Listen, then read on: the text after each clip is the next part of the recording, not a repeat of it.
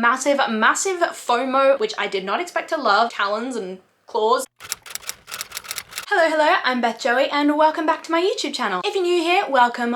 This is the channel where I paint my face, turn my camera on and talk about some books. So if you've been around for a little bit, then you know that I got massive FOMO when Magical Readathon did the autumn equinox, when Book Roast hosted that over on her channel, and I decided that I would be super ambitious and start the whole readathon again by myself, play catch up, and eventually be ready to do the next one in April, completely unaware of the fact of how many books this would simply require me to read. But I am happy and so excited to say I am finally at the spring equinox round, and this is going to be my TBR for that round. We're going to keep this video super short and sweet. Just as a reminder, I am in the Mindwalkers Guild, and the calling that I have decided to go for is the Illusionist Rogue. This means that in the spring equinox, I have to take 3 courses: Shapeshifting, Art of Illusion, and Psionics and Divination. Each of these courses has a prompt relating to them. So for Shapeshifting, I have to read a book with claws on the cover. And I have decided to pick up Belladonna by Adeline Grace. This is a recent edition from Fairy Loot. I think it is the most recent one. I know India over at What India Read recently read this, and I think she really liked it, so that definitely swayed me towards picking this. And as for the creature, it's got birds on it, and birds kind of have like talons and claws, so I've just gone with that. As for what this is about, I don't really know. I hear it's like a gothic fantasy romance. So the blurb says, for as long as Signa Farrow has been alive, the people in her life have fallen like stars. Orphaned as a baby, 19-year-old Signa has been raised by a string of guardians, each more interested in her wealth than her well-being, and each has met an untimely end. Her remaining relatives are the elusive Hawthorns, an eccentric family living at Thorn Grove, an estate both glittering and gloomy. Its patriarch mourns his late wife through wild parties, while his son grapples for control of the family's waning reputation, and his daughter suffers from a mysterious illness. But when their mother's restless spirit appears claiming she was poisoned, Signa realizes that the family she depends on could be in grave danger, and enlists the help of a surly stable boy to hunt down the killer.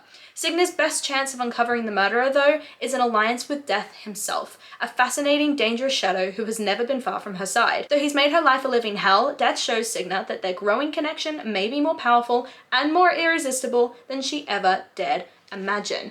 And as for this author, I have another book by her, All the Stars and Teeth, which I haven't read yet, but I'm totally fine with reading this one first, and if I love it, jumping straight into that one maybe in December, because I have a fairly loaded November TBR. So this is going to be the first book that I read as part of the spring equinox. Then the second class, Art of Illusion. The prompt for that one is to read a book with a trope that I like, so I've picked Book Lovers by Emily Henry, which is also on my November TBR, and the trope that I like in this is a sort of enemies, rivals to lovers kind of situation. As for what this is about, it follows Nora, who is a cutthroat literary agent, and our hero is Charlie, who I believe is an editor, and he has a gift for creating bestsellers. He is also Nora's work nemesis. After a string of dating duds, Nora and her sister decide to take a month-long vacation to Sunshine Falls. It's a small town, super cute, another trope that I like, when Nora is hoping to bump into cute bartenders, handsome lumberjacks, but instead of meeting them, she keeps bumping into Charlie. The thing that I'm really excited about for this book is when I did a try chapter tag a few weeks ago, I read the first chapter of this book, and it definitely played on those sort of stereotypical romance tropes. It definitely showed that the character was fully aware of them in the fact that, you know, she's a literary agent, of course she's aware of them,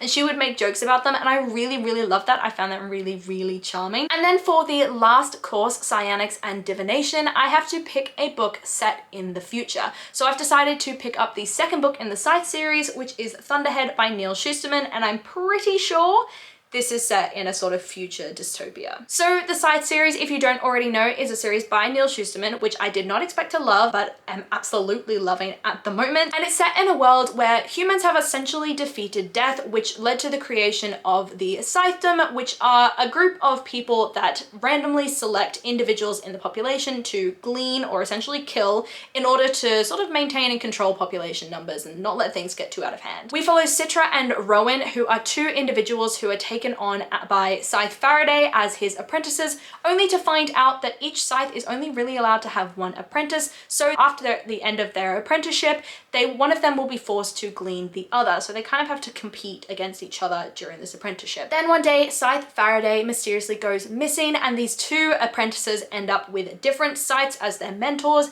and the way they grow and change now that their mentor has changed and is sort of like brainwashing them to their own beliefs is absolutely fascinating. I love as well the sort of utopia dystopia complex on how like a society can aim to create a utopia but end up creating a dystopia. So I'm really, really fascinated by that whole idea, and I'm really excited to jump into the second book in this series. So that is my super, super quick run through of the 3 books that I'm going to be reading as part of the spring equinox. So we've got a sort of dystopian fiction, a contemporary romance, and a fantasy romance with sort of gothic vibes. So I'm liking the sort of differentiation and the range of books we've got here, and also they're all pretty short, so should be a fairly quick one for me to be able to turn around. These 2 are also on my November TBR, so I have to read them anyway. I kind of wanted to cross those over a bit. So do let me know down below if you have participated in Magical Readathon, what you read when you did the spring equinox, or even just what you're planning to read in November. I'd love to know. I love talking to you guys, and I do my best to reply to every single comment. I really, really hope that you enjoyed this video, and if you did, please do let me know by liking, subscribing, and hitting that notification bell all down below.